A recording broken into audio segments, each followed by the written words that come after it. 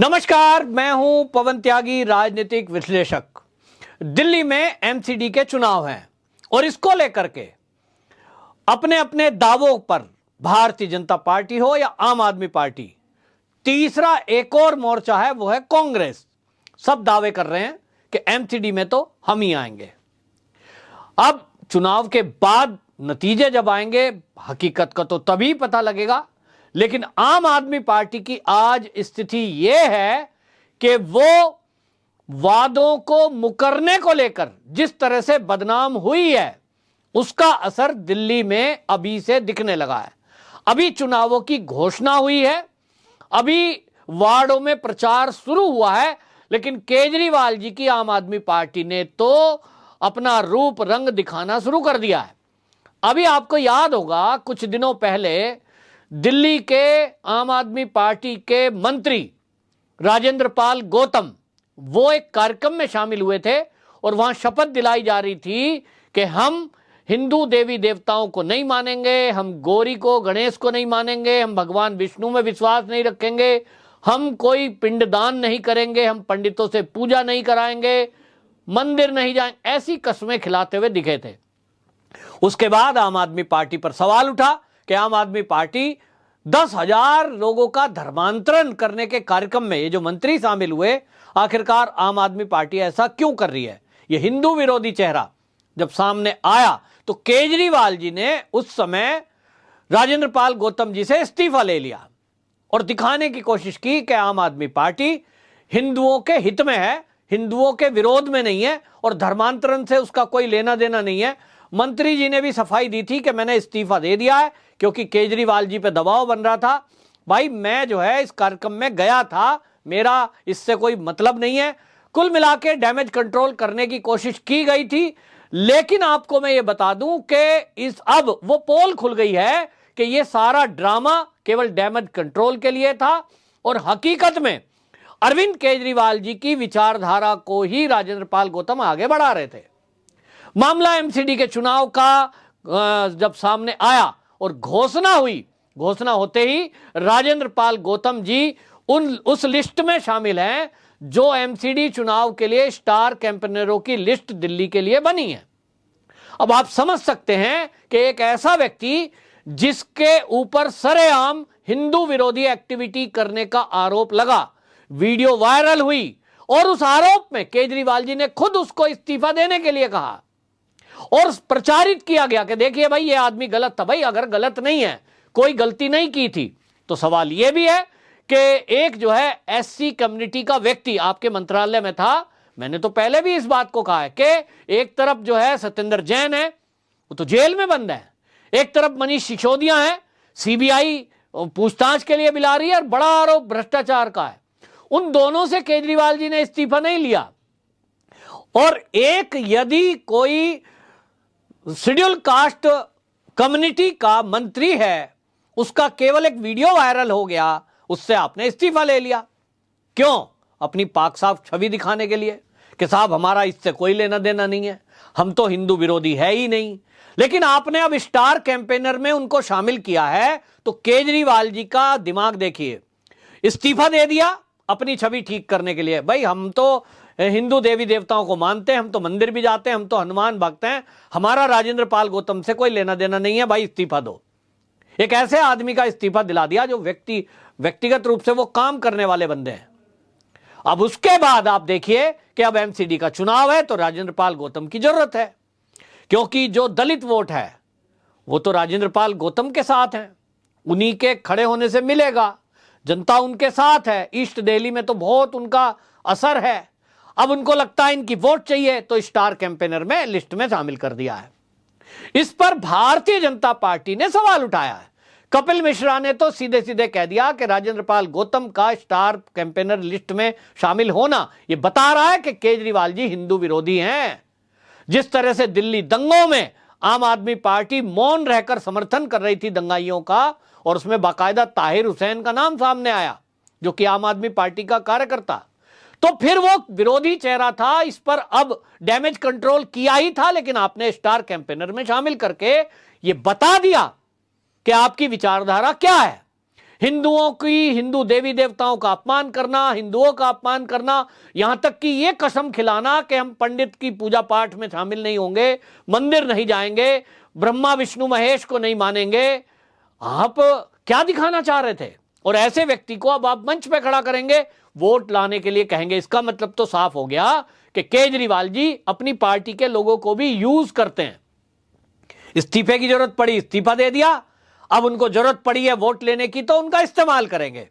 तो क्या राजेंद्र पाल गौतम खुद यूज होने के लिए तैयार है? क्या ऐसा है?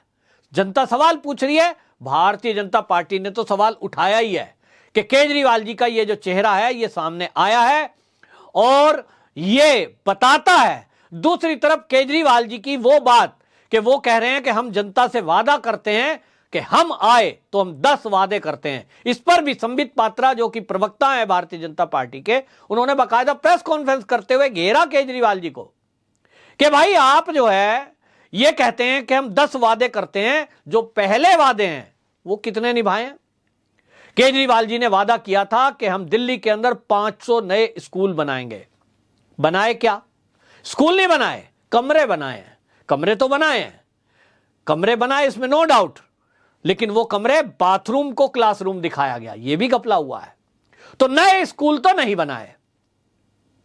500 स्कूल का वादा नहीं पूरा हुआ। वादा किया गया था 10 लाख युवकों को रोजगार देंगे। दिया क्या? कपिल मिश्रा ने पिछले दिनों आरटीआई से खुलासा किया था 3000 युवक युवतियों को नौकरी दी गई है। वादा 10 लाख का, दी 3000 नौकरियां मात्र दी गई। यह खुलासा भाजपा कर रही है। आपने कहा था यमुना को साफ करेंगे। हमने छठ के दौरान देखा कि मनोज तिवारी और बाकी नेता जिस तरह से प्रवेश वर्मा जाकर के मीडिया वालों को दिखा रहे थे, देखो भाई झाग, देखो भाई गंदगी, और छठ की पूजा की मनाही इसीलिए हो रही थी कि पानी में प्रदूषण है। तो वादा पूरा नहीं हुआ। कहा था हर चौराहे पे वाईफाई लगेगा जो फ्री में रहेगा। वाईफाई लगे क्या? कहीं नहीं लगे। कहीं मार्केट में 2-4 जगह है, लेकिन वो भी कहीं चल रहे कि नहीं चल रहे। सीसीटीवी कैमरे लगाए जाएंगे हर चौराहे पे, लगे क्या? नहीं लगाए गए। तो क्या वादे पूरे किए? जो वादे किए वो पूरे नहीं किए। नया वादा फिर से कर दो कि हम अगर आ गए तो पार्किंग की समस्या दिल्ली की खत्म कर देंगे। अब इस पर कौन विश्वास करेगा कि जितनी घरों के सामने गाड़ियां खड़ी होती हैं वो सब पार्किंग में होगी। जो पार्किंग में गाड़ियां अंदर नहीं आती हैं वो एमसीडी की पार्किंग कहां से लाओगे? जगह भाई, जगह कहां से लाओगे? मार्केट में जो जगह है पार्किंग के लिए, जो स्पेस है, वो तो बढ़ नहीं जाएगा। तो वादा ऐसा करो जो निभा सकते हो, लेकिन उनको तो वादा करके वोट लेना है, ये भाजपा का आरोप है। तो भाजपा ने कहा है कि ये वादा कर रहे हैं आवारा पशु नहीं होंगे। भाई बजट देते नहीं हो तो वो कह रहे साहब तनख्वाह 1 तारीख को दे देंगे। अब हम अभी तक क्यों नहीं दी? सवाल है। एमसीडी के जो कर्मचारी काम करते हैं उनका वेतन कई महीने तक नहीं मिला। सफाई कर्मचारियों का उनको प्रदर्शन धरना करना पड़ा, तब जाके वेतन मिलता है। तो आपकी सरकार मतलब नहीं है अगर एमसीडी में, तो आप वेतन टाइम पे नहीं दोगे। आपकी सरकार आ जाएगी तब दोगे, तो ये तो कंडीशनल हो गया। इसका मतलब आप दुखी करोगे।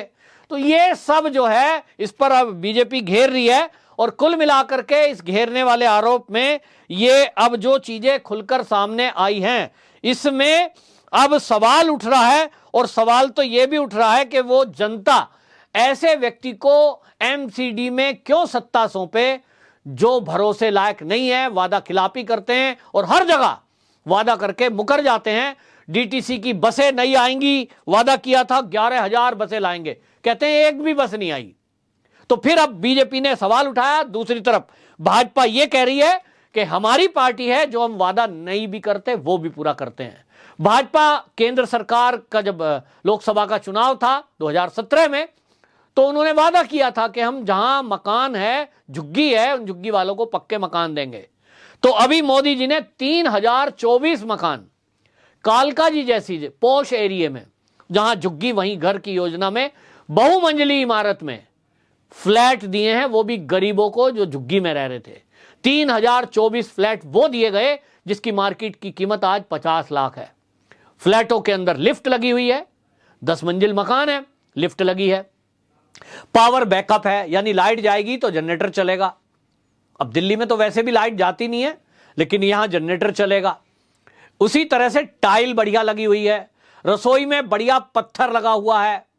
ये जो मकान फ्लैट दिए हैं, ये मोदी जी ने वादा पूरा किया है और ये भी कहा है कि 2025 तक जितने लोग झुग्गी में रह रहे हैं दिल्ली में, उन सबको पक्का मकान मिलेगा। इसी तरह तो एक तरफ भाजपा है जो कह रही है, वो कर दिया, उन्होंने कर भी दिया भाई, उतना तो कर दिया ना, 3000 फ्लैट भी कम नहीं होते। और एक तरफ वो पार्टी है जो वादा करती है, उसका आता पता ही नहीं है, जितने वादे किए सब फेल।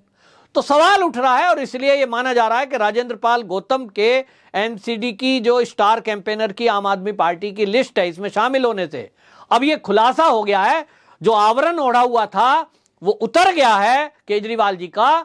हिंदू विरोधी मानसिकता के लोगों को वो स्टार कैंपेनर बना रहे हैं, ऐसा भाजपा का कहना। और यहां आपको यह भी बताता चलूं साथ में कि दिल्ली के अंदर जो पाकिस्तान से आए हुए दलित वर्ग के लोग थे, SC ST, वो जंगलों में रह रहे थे, झुग्गियों में, उनको बिजली का कनेक्शन तक नहीं दिया गया था। वो रोते थे कि साहब जंगल में रह रहे हैं, सांप आते हैं या बिच्छू आते हैं और हम अंधेरे में रह रहे हैं। केजरीवाल जी से लाख आग्रह किया, भाई हमें दे दो। आपने रोहिंग्या जो बांग्लादेशी आए हुए हैं घुसपैठिए, उनको सारी सुविधा दी। हिंदू होने के नाते हम पाकिस्तान से जान बचा कर आए, इज्जत बचा कर आए, हमें दे दो भाई, नहीं दिया।